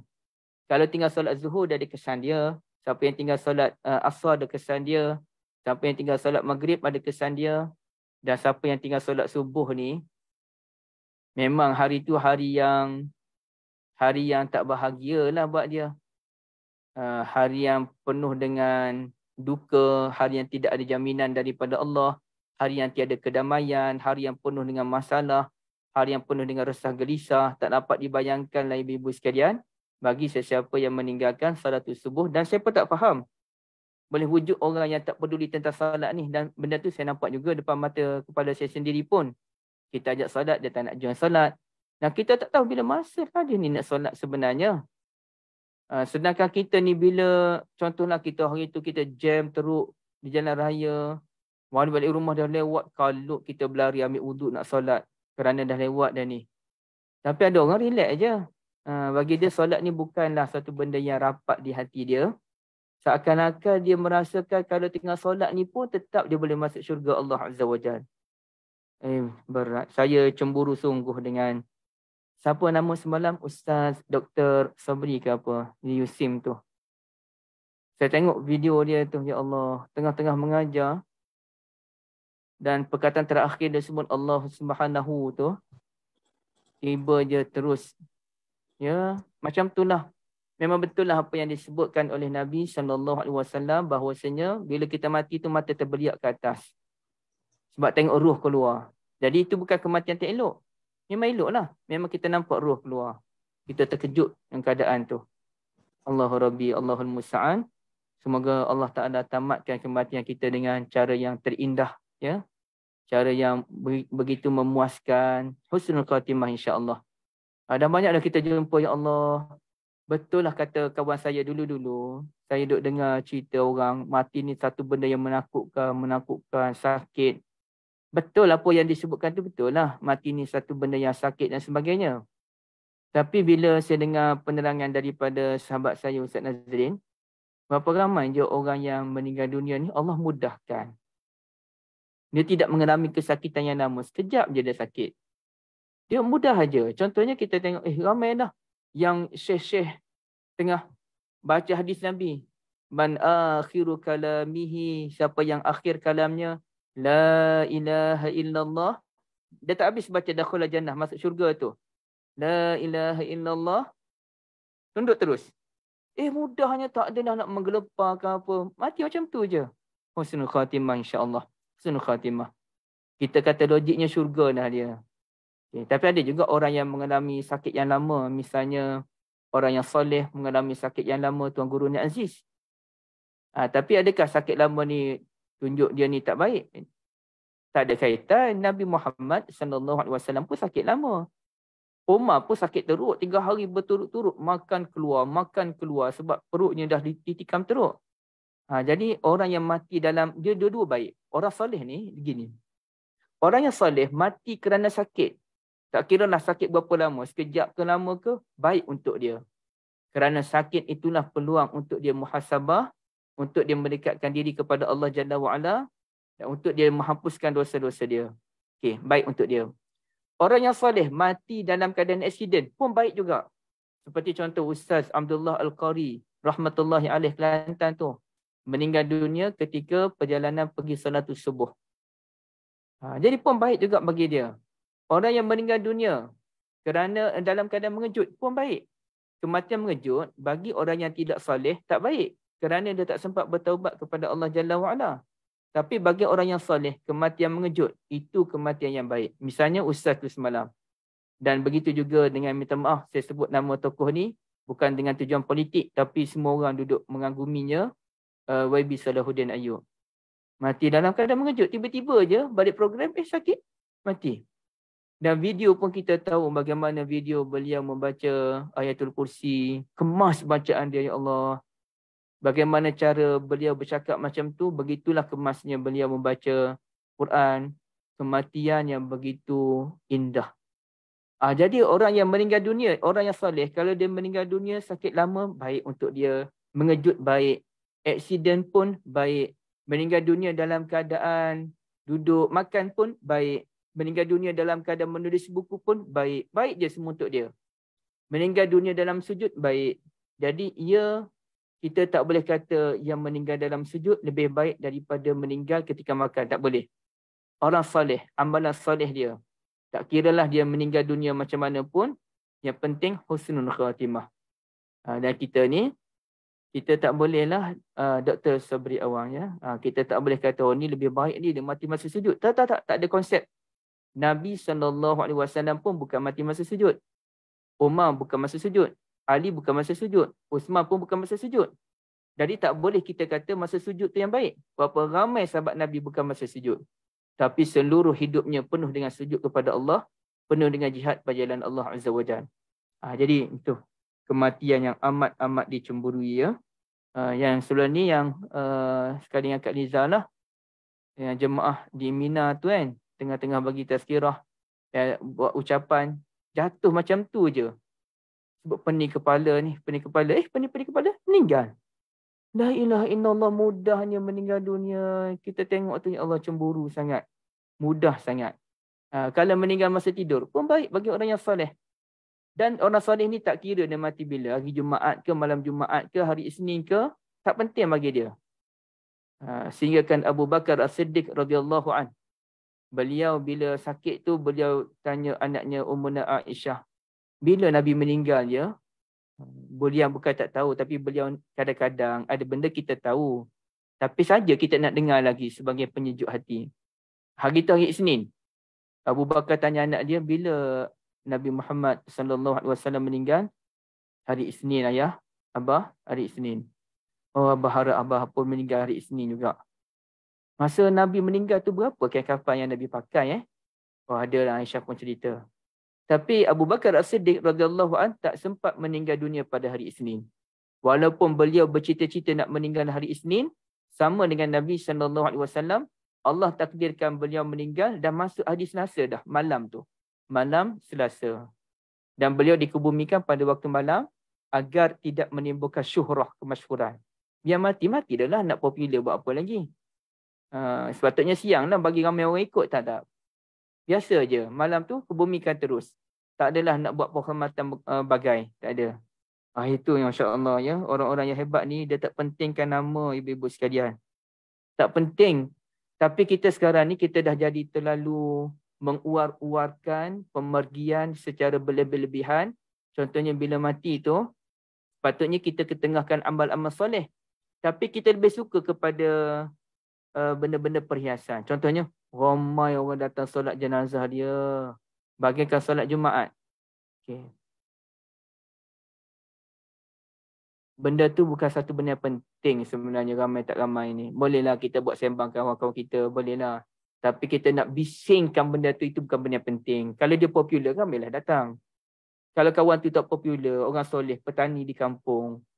Orang kampung dia pun tak berapa kenal dia. Kenal Pak Wen gitu je.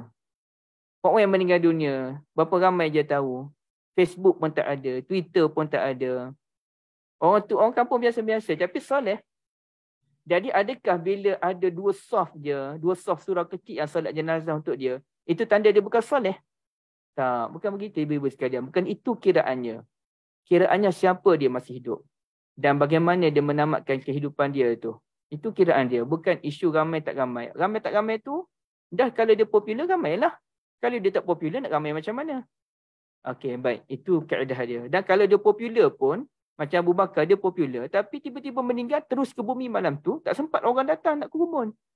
Kerana itu bukan penting. Tak penting pun ramai-ramai datang ni. Ialah kita sukalah kalau ramai orang datang solat jenazah pada keluarga kita. Tapi bukan itu ukuran dia. Kita tak boleh berbangga dengan ramai orang datang. Ya Allah. Masya Allah. Bukan itu ukuran dia. Ukurannya amalan dia tu. Jadi saya bimbang juga bila orang berlebih-lebihan dalam isu ini. Tapi Alhamdulillah dengan kematian YB Salahuddin contohnya, orang tak berlebih sangat pasal dia. Alhamdulillah, saya syukur sangat. Saya bimbang juga ada orang yang berlebih-lebih. Tapi setakat ni ceritanya okey. Cerita perjuangan dia okey lah. Cerita perjuangan tu memang kita nak lah. Okey, Alhamdulillah. Jadi ibu-ibu sekalian, kalau kita tengok hadis ini, berapa ramai orang tak peduli Salatul Asar. Contohnya orang yang kerja kat pasar malam. Yang buka pada pukul 3 petang.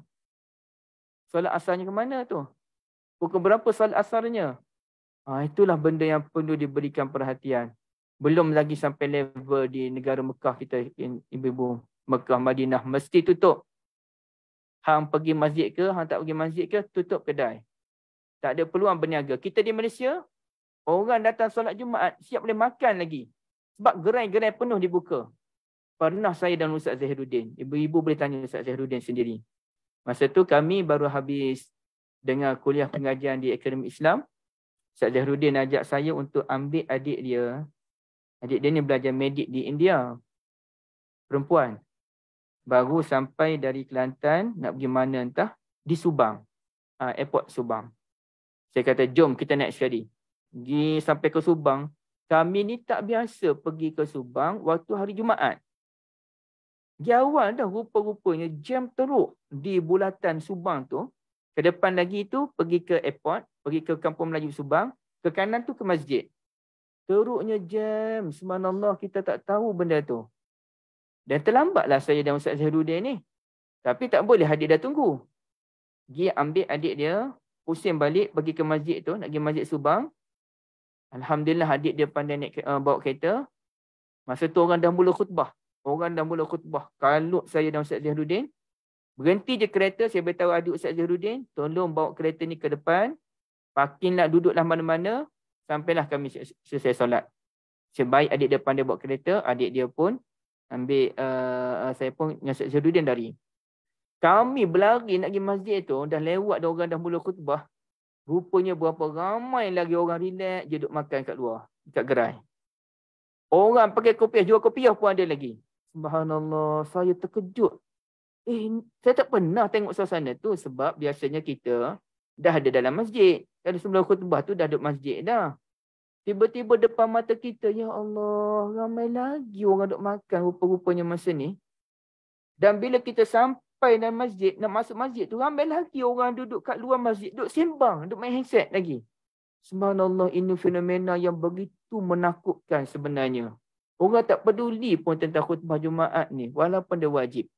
Bahkan dalam beberapa khutbah yang lepas, satu khutbah yang mendapat sambutan ramai orang puji khutbah ini, bertajuk Sahkah Jumaatku.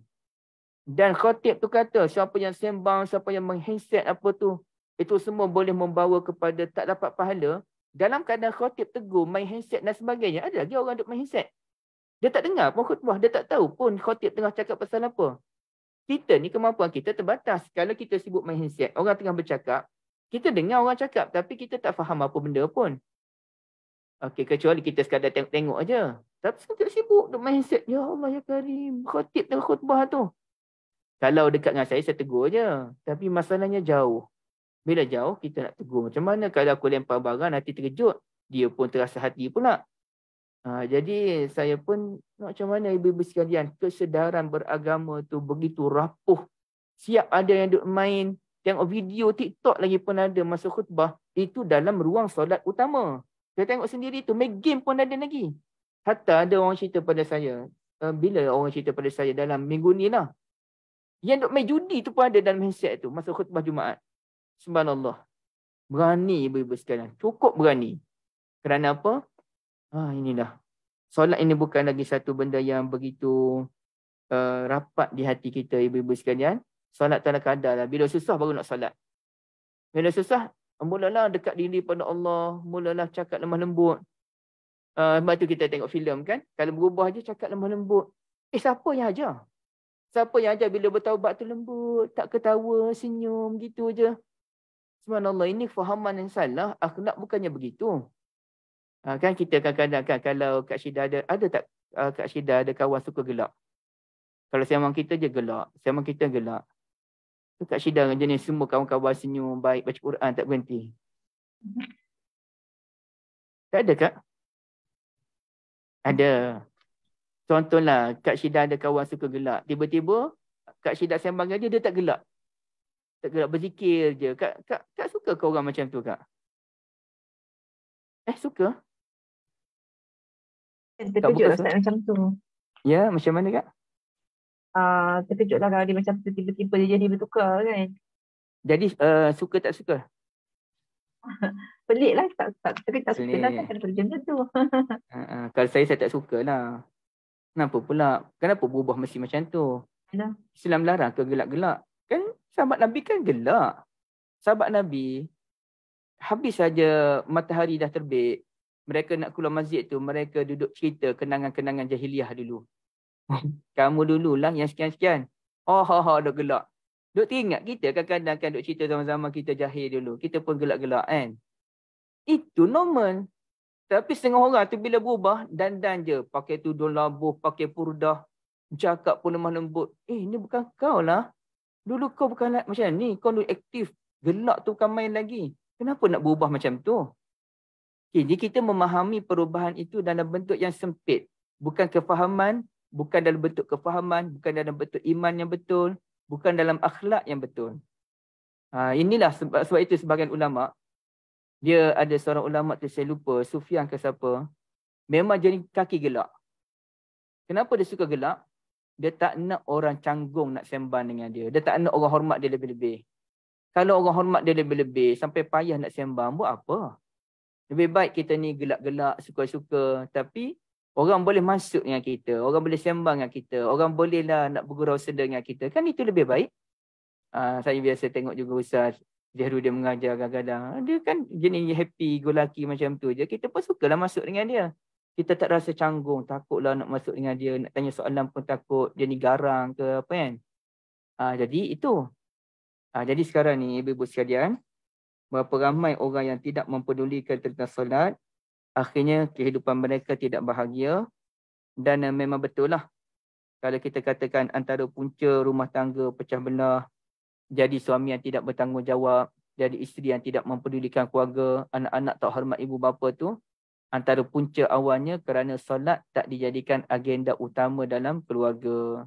Ibu bapa tak peduli tentang solat anak-anak. Dan sekali dalam keadaan solat pun terabai, bagi handset pun pada anak-anak secara bebas. Bagi main game. Lepas tu tak peduli pun kawan anak-anak ni siapa. Kawan anak ni okey tak peduli. Percakapan anak-anak okey tak peduli. Anak cakap benda tak elok pun tak peduli. Habislah kacau. Jadi sebab itulah na'udzubillah min zalik. Pendidikan salat itu perlu dimulakan daripada awal lagi. Sebab itu kita cuba lihat sikit lagi sebelum kita dah hujung dah ni. Cuba kita lihat dalam muka surat 127. Ada ulama yang buat hadis, dia bukan solat asar je. Barang siapa yang terlepas satu solat je, tak kiralah mana-mana solat, seakan-akan dia ni orang yang dirampas keluarga dan hartanya. Okey. Kemudiannya kalau kita lihat lagi hadis yang ke bawah, sungguh lebih baik bagi salah seorang daripada anda dirampas keluarga dan hartanya daripada terlepas waktu solat. Daripada terlepas waktu solat ni, tak apalah kehilangan keluarga, kehilangan anak tu lagi baiklah daripada kehilangan solat itu sendiri. Jadi ini menunjukkan solat ini benda yang amat-amat penting. Cumanya solat asar itulah yang terutamanya. Bila tinggal tu kesannya amat-amat besar. Ya. Jadi sebenarnya nak murah rezeki tu solat asar. Yang paling utama kena jaga. Jadi Ustazah Asma Husin pernah cerita. Dia pergi satu tempat. Dan tempat tu amat mementingkan salatul duha. Bagus, Alhamdulillah. Tapi orang situ tak peduli pun tentang solat awal waktu. Solat fardu dia tak peduli pun. Aurat pun tak tutup. Tapi solat duha tu utama. Aurat entah ke mana dah. Beberapa orang. Solat fardu jemaah ni pun entah ke mana. Ke laut semuanya. Tapi solat duha bukan main lagi. Maknanya kita solat pun kerana ada kepentingan. Duha tu kaitan dengan rezeki. Kalau solat duha pun tak ada kaitan dengan rezeki, agak-agaknya orang buat ke solat duha tu? Tak ada kaitan pun yang dengan rezeki ni. Tak ada kelebihan apa pun solat duha. Melainkan Nabi je buat. Ada kau nak buat solat duha, agak-agaknya insya-Allah kita buat. Tapi secara kempen tu, orang kempen ke solat duha kalau tak ada isu murah rezeki? Tak ada lah ibu-ibu sekalian. Tak ada faktor wow di situ. Na'udzubillah min zalik. Jadi itu sajalah daripada saya. Saya serah pada Kak Syida. Kak Liza. Ataupun Kak Liza ya, Kak Liza. Ustaz ada soalan dekat FB. Dekat FB, okey saya tengok dulu. Okay. Ustazah, masjid selalu tekankan meninggal hari Jumaat tiada azab kubur. Tak betul. Oh macam tu orang jahat perompak mati malam Jumaat. Selamatlah dia duduk senyum kat kubur tu. Tak ada azab kubur. Tak betul. Tak kira mati bila pun. Kalau jahat, kena azab kubur. Walaupun mati masa solat sekalipun, kawan tu memang penjahat. Dia solat gitu mati masa solat. Kita serah pada Allah, kita tak tahu macam mana. Tapi kalau dia memang jahat, ya, dia tetap kena azab kubur. Betul, sebab itulah susah nak istiqamah. Sebab berubah drastik. Memang saya jumpa orang. Orang ni, dia senang je nak cam. Kalau dia jenis bukan belajar agama, dia bukan belajar bidang agama, tiba-tiba dah belajar agama, tiba-tiba je pakai tudung labuh, pakai pordah, cakap lemah lembut, dia mesti orang yang sangat keras pemikiran dia. Dia mesti jenis orang yang tak boleh tengok orang ni hoha-hoha sikit ke tak boleh. Sebab dia tak belajar agama, tiba-tiba dapat dan dia berubah secara drastik. Na'udzubillah. Tak jadi perlu. taksub Ustaz. Ya? Jadi taksub. Taksub pun ada. Memang saya jumpa orang macam tu. Kita dah tahu dah. Kalau macam ni mesti tak belajar bidang agama ni. Dan kita tanya, betul tak belajar pun bidang agama. Cuma tiba-tiba berubah. Inilah golongan-golongan yang bahaya ni dalam agama ni. Saya lebih suka macam ni. Kalau selama ni dia memang jenis tak pakai tudung, nak berubah, tak payah tudung labuh lagi. Itu dah biasa. Tapi yang pentingnya bawah bahagian dada lah.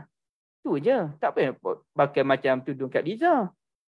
Tak payah pakai tudung macam Kak Syida. Biasa-biasa je. Yang pentingnya dia jaga maruah dia. Sebenarnya perlahan. Kan biasa orang buat contoh. Kalau artis yang berubah yang orang suka siapa nama tu? Yang famous dalam bab kambing western. Lisa Surihani. Lisa. Orang suka kan dia. Cara perubahan dia tu perlahan. Dan kita tak pernah dengar pun dia cerita beragama ke apa. Tapi dia mempamerkan akhlak yang baik. Kita tak dengar pun dia ni buat kenyataan-kenyataan yang pelik-pelik. Tak ada. Dia relax je. Kita pun sukalah macam tu. Dia boleh jadi daya penarik kepada orang lain untuk sama-sama berubah. Okey. Jadi macam tu ya. Bagi saya macam tu lah lebih baik. Ataupun kita tengok Faisal apa? Faisal pula. Faizal Tahir, Beto ya sebagai contoh. Beto masa saya tak tengok ya, saya tak tengok, tapi saya ada dah tengok dia punya babak sedikit yang Beto datang ke anugerah popular tu. Beto datang baju Melayunya. Dia mempamerkan secara sederhana. Bagi saya itu baguslah. Tak perlu nak over kan. Kalau kita ragu-ragu solat yang kita mungkin tinggalkan zaman muda dulu dan kita buat juga solat qada selain solat sunat, adakah amalan solat qada tersebut bid'ah? Ragu-ragu tu macam mana ya Puan Ain? Apa maksud ragu-ragu tu? Kita ragu kita buat ke tak buat macam tu maksudnya. Kalau kita ragu kita buat tak buat, kita tengok dulu ragu kita tu lebih berat ke mana. Kalau kita rasa memang aku tinggal lah, maka bolehlah kita nak qada. Tapi kita kena sebenarnya bagi orang yang jaga solat, dia tahu dia tinggal banyak mana. Saya rasanya sebelum balik ada sekali solat saya tinggal solat asar. Lara budak-budak nak main, lara. Tapi masa tu tak balik lagi. Ya. Lepas balik tu tak ada dah kot, insya-Allah. Dan semoga macam itulah sampai akhirnya. Tapi saya berbeza dengan ibu-ibu. Ibu-ibu hidup zaman dulu. Ibu-ibu hidup zaman dulu, saya hidup zaman Islam dah okey. Sebab tu kita boleh kata tak dengar dah cerita orang zaman yang lahir tahun 1980 ke atas ni. Tapi bukan semua je, ramai orang tengah solat, ramai juga tengah solat. Tapi standardnya orang yang lahir 1980 ke atas jaga dah solat. Ini cerita-cerita dulu, tahun 60, tahun 70, tahun 80. Kak Syida 80 berapa lahir? 80 pula saja gurau. Nampak macam 82 je Kak ni. 7. Okay, baik. Ya? 67. 67 Kak? Uh-uh. Oh, 67 maknanya Kak dah umur 56? Serius ya? Nampak macam 50 je. Ya ke? Tak adalah. Nampak dalam tu je, dalam kamera. 56, Masya Allah. Semoga panjang umur dengan penuh barakah. Ya. Serius, nampak macam umur 50 macam tu je. Okay, baik. Jadi kalau kita ragu-ragu dan kita rasa memang kita tinggal, ya kita qada. Tapi kalau kita rasa macam tak kot, cuma kita ragu je, tinggalkan keraguan itu. Itu gangguan syaitan. Gangguan syaitan, perbanyakkan salatul sunnah. Betulkah solat duha itu solat orang bertaubat? Itu nama Nabi. Ia bagi siapa yang solat duha dalam pukul 10 ke atas, Nabi namakan ia sebagai solatul awwabin, solat orang-orang yang bertaubat. Memang Nabi yang bagi. Kalau tak ingat berapa banyak solat yang tinggal tu macam mana, solatlah sekadar rasanya berapa banyak. Tapi kalau dah setahun, 2 tahun memang tak solat dulu. Saya umur 30 dulu, 5 tahun tak solat. Wow, banyaknya. Jadi caranya ialah qada lah. Bagi saya begini, kalau memang kita tinggal tu 3 tahun, 4 tahun, 5 tahun ke atas, semoga Allah ampunkan dosa kita. Kalau boleh setiap hari tu qada lah 2 kali. Zuhur qada 2 kali, asar qada 2 kali, buatlah, paksalah diri dan tak lama pun. Qada ni tak payahlah kita nak baca panjang-panjang. Jelah kalau baca panjang tu yang paling baik, tapi kita tahu kemampuan kita terbatas. Jadi baca kuliah kul huwallah, baca wal as inna atainakal kautsar pun okey. Jadi kalau kita solat zuhur tu dengan solat ringkas, adalah dalam 3-4 minit boleh siap. Jadi kalau qada tu 8 minit, 10 minit je masa kita perlukan. Jadi sebenarnya tak terlalu lama, cuma nak biasakan diri. Jadi kalau memang lama tu kena qada 2 waktu dalam sehari. Bangun-bangun subuh tu, qada dulu. Kalau boleh bangun awal lah maksudnya. Ada seorang makcik tu bagi tahu saya memang dia qada subuh je dulu. Dah habis dah dia kata. Dia tanda habis dah subuh dia kata dia qada. Sekarang dia nak qada zuhur pula. Maknanya dia berusaha. Jadi pada waktu duha tu kita qada lah 5 waktu ke 5 waktu, maknanya lebih kurang dalam setengah jam. Tak larat 3 waktu. Yang penting kita buat. Ya, seperti itu buat. Zaman lepas balik. Okey. Zaman lepas balik lagi kan. Jadi qada 2 waktu dalam sehari. Zuhur 2 waktu, asar 2 waktu, maghrib 2 waktu, isyak 2 waktu, subuh 2 waktu insya-Allah. Solat sunat subuh buat. Solat witir buat. Kalau dah 2 waktu tu dah buat, nak buat lagi solat lain, silakan. Kalau tak larat 2 waktu, boleh tak jadi 1 waktu je? Buatlah 1 waktu pun. Zuhur 1 waktu qada. Asar 1 waktu qada. Maghrib 1 waktu qada. Buatlah 1 waktu pun jadilah. Yang penting qada. Baik, wallahualam. Ustaz, akak baru cakap dengan kawan itu kan. Lepas tu dia kata, solat qada ni ada dalil ke? Dia kata selama dia belajar dia tak pernah jumpa pun dalil surat qada, solat qada ni. Akak pun macam, benda jugalah. Sebenarnya ada dalil ke tak? Dia nak tanya, maksud dia tak ada dalil tu ialah solat qada yang sengaja ditinggalkan. Okey. Terima kasih banyak Kak Selina. Kalau solat qada yang dia tertidur, solat qada kerana dia terlupa, itu confirm lah. Dan man nasiya salatun falyusalliha idza zakaraha. Siapa yang lupa solat, maka solatlah apabila dia teringat. Itu confirm ada. Terlupa ataupun tertidur ataupun terkhilaf. Aku dah solat isyak belum? Dah solat kot. Tidur. Bangun-bangun.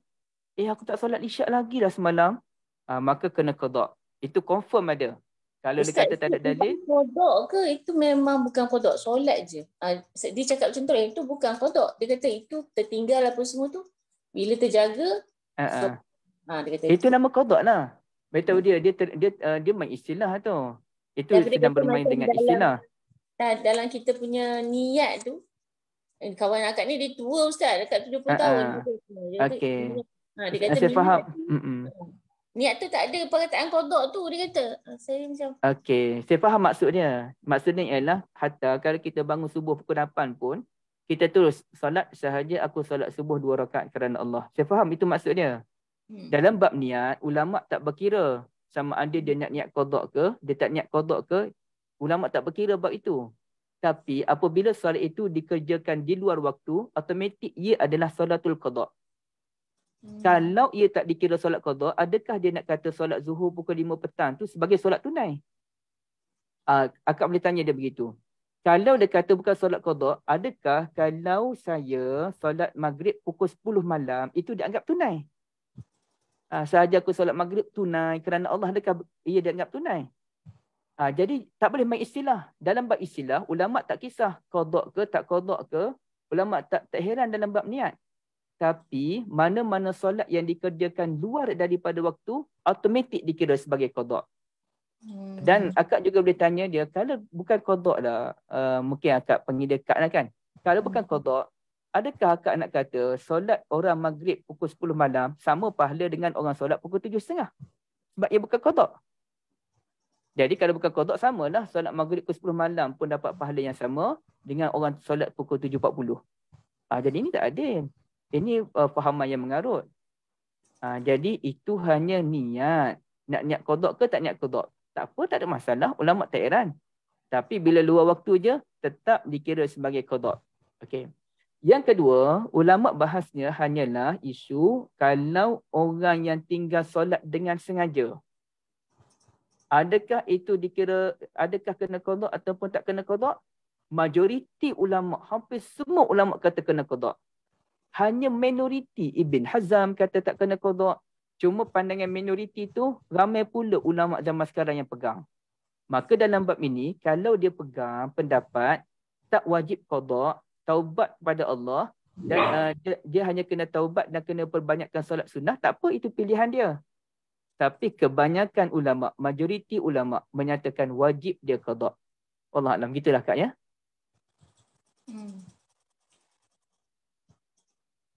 Okay, Ustaz, kita dah lebih ambil masa Ustaz dah lebih dah ni Ustaz. Kejap soalan di Facebook. Jika solat duha awal sebelum pukul 10 tak termasuk salatul awabin ke?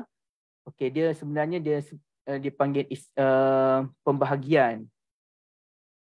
Saya pun tak tahu pukul 10 ke pukul berapa, tapi perkiraannya ialah setelah berlalunya 1/4 hari. Kalau hari itu, siang tu terbahagi pada 4 bahagian. Contohnya pukul 7 pagi sampai 7 petang. Jadi 4 bahagian berapa ya? 8, 9, 10. 11, 12, 1, 2, 3, 4, 5, 6, 7. Okey. 8, 9, 10. Maknanya lepas pukul 10 lah kalau lepas 1/4 siang. Jadi kalau kita solat pukul 8 pagi, kita solat pukul 9 pagi, ia tetap dinamakan solatul duha yang mengandungi pahala yang amat banyak. Tapi ia bukan level awabin. Maknanya saya yang malas buat pukul 10 ke atas tu bukan level awabin lah. Yang solat pukul 10 ke atas, dia secara khususnya dinamakan sebagai al-awabin. Wallahu'alam. Okay, Ustaz, Alhamdulillah. Hari ni Ustaz lama dengan kami Ustaz. Alhamdulillah banyak soalan terjawab. Jadi... maaf je kalau garang sikit, bukan marah Kak Selina apa tadi. Itu geram je tu. Okay. Tak apa Ustaz. Ustaz garam pun tak nampak garang, tak apa. Oh ya ke? Alhamdulillah. Jadi Alhamdulillah, terima kasih banyak semua. Jazakumullah khairah. Kita akhiri dengan tasbih kafarah. Subhanakallahumma bihamdika asyhadu an la ilaha illa anta astaghfiruka wa atubu ilaik. Sallallahu ala nabiyyina Muhammad wa ala alihi wa sahbihi ajma'in walhamdulillahi rabbil alamin. Wassalamualaikum warahmatullahi wabarakatuh. Terima kasih Ustaz. Waalaikumsalam warahmatullahi wabarakatuh. Terima kasih. Jazakallah khairan katsiran Ustaz. Wa antum jazakumullah khairan. Padat hari ni. Berkasih pada kita orang. Terima kasih Kak. Minta maaf banyak Kak semua. Okay, terima kasih. Terima kasih Kak Selina. sama. Terima kasih. Terima kasih. Terima kasih Ustaz. Semua okay. Kita Ustaz, kalau Ustaz kalau setiap sujud kita baca Rabbil firli wali walidayya tu okey tak Ustaz? Setiap kali sujud kita. Kalau apa? Rabbil firli wali walidayya. Doa untuk ibu apa? Setiap kali sujud solat. Boleh. Cantik. Amal boleh diamalkan lah ya? Boleh. Alhamdulillah. Elok diamalkan. Sebab Kak Zina tu dia amalkan, jadi dia pun nak study jugalah. Elok-elok diamalkan. Alhamdulillah. Jumpa lagi semua. Dengan itu, Okay. Kak Syeda akan sesi pagi dan lepas. Assalamualaikum warahmatullahi wabarakatuh. Terima kasih semua. Waalaikumsalam warahmatullahi wabarakatuh.